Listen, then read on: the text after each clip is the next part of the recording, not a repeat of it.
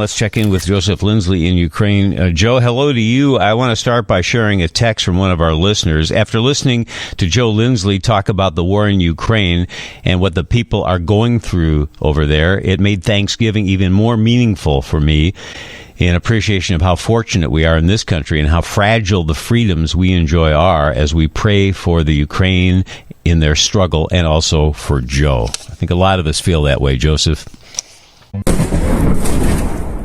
Wow, Bob, thanks so much to that listener and to you for that. We can feel that strength over here in Ukraine. You know, Thanksgiving Day in the USA marked 9 months since February 24th, since Russia's full-scale war on this country.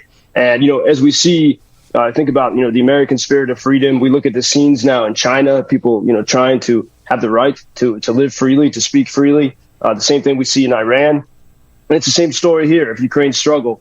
And so I think, you know, the more free people can stand together, the better chances we have of surviving all this. You know, on Thanksgiving, there was a Chicago native here in Lviv, Chef Rob Newey.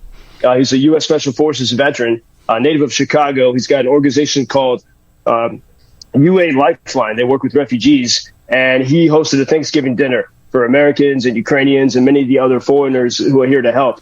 So we were able to enjoy the holiday a little bit. And in fact, in Lviv, we had not had even an alarm since I spoke to you last Wednesday. So it's sort of these strange days of quiet, waiting to see, you know, what Russia will get up to next. But you know, 9 months, it takes a toll.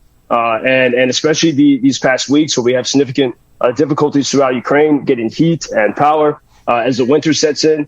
A few days ago, I stopped in a cafe here in Lviv, and the bartender had a big coat on inside, and he was sick. He couldn't even talk because he has no heat or hot water at his house. And so you see the impact at these sort of micro levels. On the other hand, you see great defiance. And for example, my friend Yaroslav, he owns a jazz club in Odessa, and he wrote on Facebook over the weekend, the Russians have trained us out.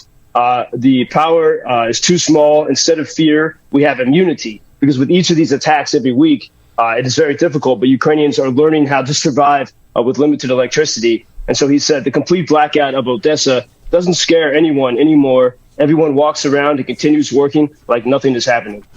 We have such such admiration for the resolve of the people there.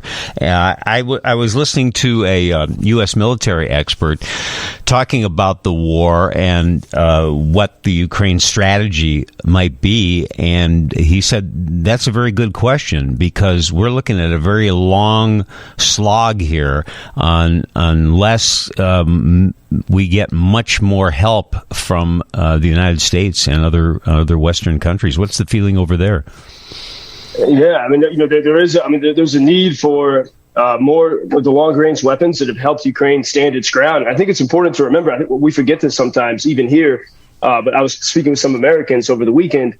You know, Ukraine doesn't attack Russian territory. You know, Moscow is not getting hit. Little villages, you know, simply 2 miles across the border in Russia from Ukraine are not under attack. They have energy and electricity. If they don't have electricity, it's their own Russian infrastructure problems. But so this is, you know, when in the history of warfare have we seen, despite Ukraine's battlefield successes, they've restrained themselves from attacking Russia. They're only seeking to defend their territory. And that's very unusual. But that also, you know, it's, you know, how can you stop Moscow without actually going, you know, for the Russians? And so these are big questions we're going to be facing these next months. Meanwhile, Ukrainians know they have, you know, to keep building the resilience, because Russia cannot win on the battlefield. They can resort to hitting the infrastructure. And even in the recently liberated territories in Kherson, where people have been celebrating, it's not easy there because the Russians continue to send missiles and artillery fire to those places.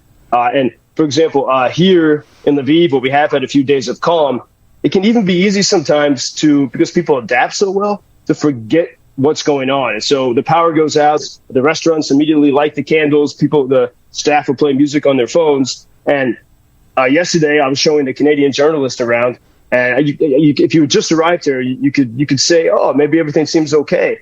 And then I was speaking with some friends, and one of them told me that a mutual friend of ours had lost his leg in the intense battles in Bakhmut. And so you're never far away from the horrible reality of the war. And in fact, that friend who lost his leg back in the summer, I mentioned him to you guys because he and his comrades were listening to our broadcast, Bob. They were in the trenches listening to WGN, and fortunately, my friend survived. But it's now he's got to live life without a leg, and these are just the continued atrocities of this war. We see those folks on the news. We hear about it, and it's heartbreaking. But for you, it's personal. And I don't know how you deal with it every day. And weren't you telling us a story, or you wanted to tell us a story, I don't know if we got into it, about some friends of yours who survived a Russian rocket attack on their car. And it was the very same car that was part of that grasshopper story you told us. Can you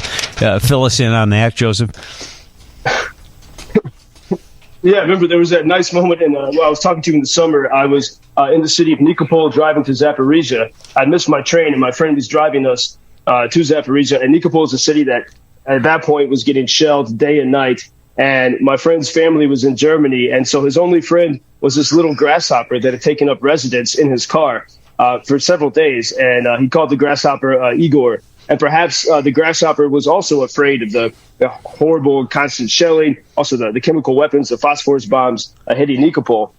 So it was a nice moment there of peace. And then I remember it resonated with some of your listeners. And then a couple of weeks ago, that friend sent me video of his apartment building and of his car parked outside, and a Russian rocket had been fired from their position at the nuclear plants across the river. And fortunately, no one died, but it destroyed much of the building and it blew up the car. And so that was you realize, there was that moment of sort of peace last summer on a road trip, and then to see that very car that I was in completely destroyed. I hope you're writing about all of these incidents, large and small, Joseph.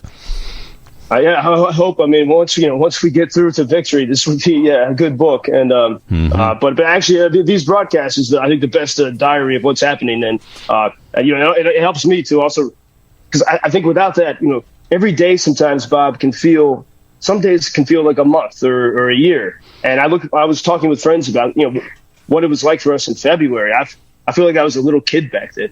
We've grown so much since then, but you being able to speak with you gives a good demarcation and helps me analyze how we are carrying on here toward victory. Well, it sure makes us feel good that we can do a small part here to help. Well, Joseph, we'll talk again tomorrow. I hope it stays calm and peaceful there for a while anyway. Thank you, Bob. Talk tomorrow. As I've said before, Joseph Lindsley, world's most interesting man. This I find in my garden. It's peace from rocket. Help us to win in the war.